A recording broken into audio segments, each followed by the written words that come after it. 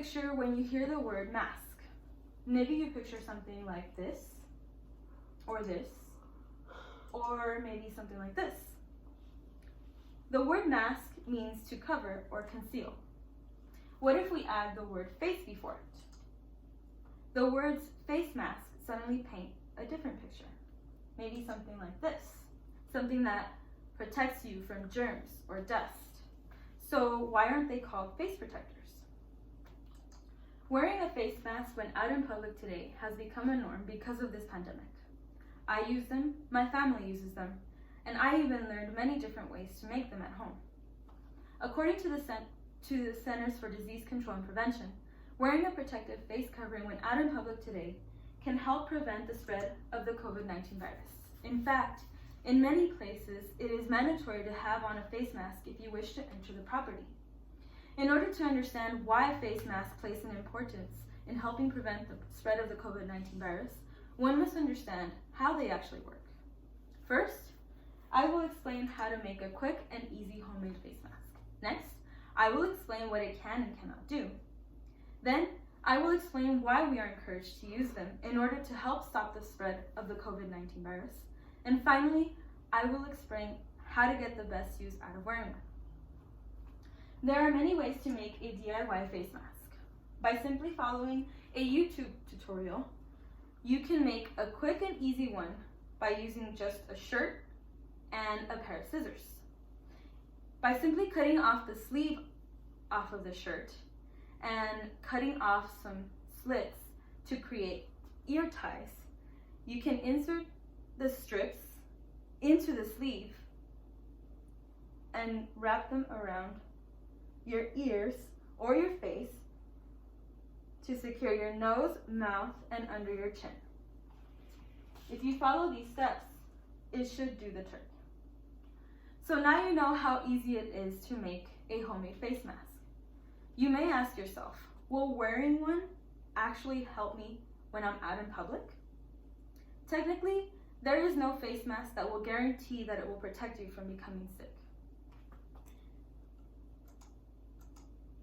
N95 respirators and disposable surgical masks are considered to be the best at keeping out any infectious pathogens, but they are also considered a critical supply and should be reserved for healthcare workers and other first responders. Of course, this makes sense since our fellow healthcare workers are at most risk in getting sick. And even though the masks may help them, unfortunately, they may not fully protect them from breathing in infectious droplets. Instead, for the general public, the CDC recommends using any simple cloth face covering to help slow the spread of COVID-19. This includes one like I just showed you today. However, understand that it does not mean that it will protect you from getting sick. The real reason we are encouraged to use them is because it helps by preventing the person who is wearing the mask spread any respiratory pathogens when coughing, sneezing, or even talking. A cloth face covering is actually meant to protect the other people around you in case you may be infected. So what if you're not sick? You feel fine, healthy, and don't have any symptoms. Do you still need to wear a mask? Although a person may not show any symptoms of being sick, it does not mean that they are not infected. The word being used for these people is called silent spreaders.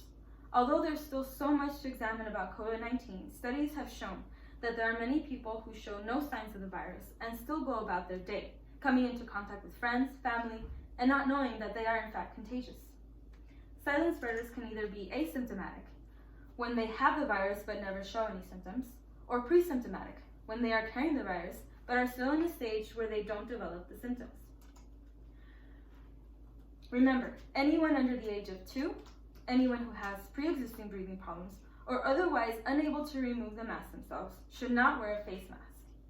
If you feel sick, the best thing to do is to just stay home. If you absolutely must need to leave your home, there are measures you can take to protect yourself and others around you. In addition to the other measures recommended by the CDC, wearing your face mask when in public can reduce the spread of COVID-19 for the community. When wearing your mask, make sure it covers your nose, mouth, and below the chin securely but comfortably. Always maintain 6 feet of distance from others when out in public. Your mask can include an extra layer of fabric or a filter, but must allow breathing without restriction. Be sure you are able to wash your face mask after every use and have an extra one if it helps. Always wash your hands thoroughly and for 20 seconds when putting on, touching, or removing your mask. Although your face mask may not fully protect you, the best way to think of your mask is as part of a larger set of protective measures. Using them together can help with putting an end to this pandemic. Since the virus can be spread by contact with an infected person and other contaminated surfaces, following the other measures recommended by the CDC will help put an end to this pandemic. If everyone would put their part in protecting those around them, then we would all be protecting each other. Today I spoke to you about the use of face masks during this pandemic.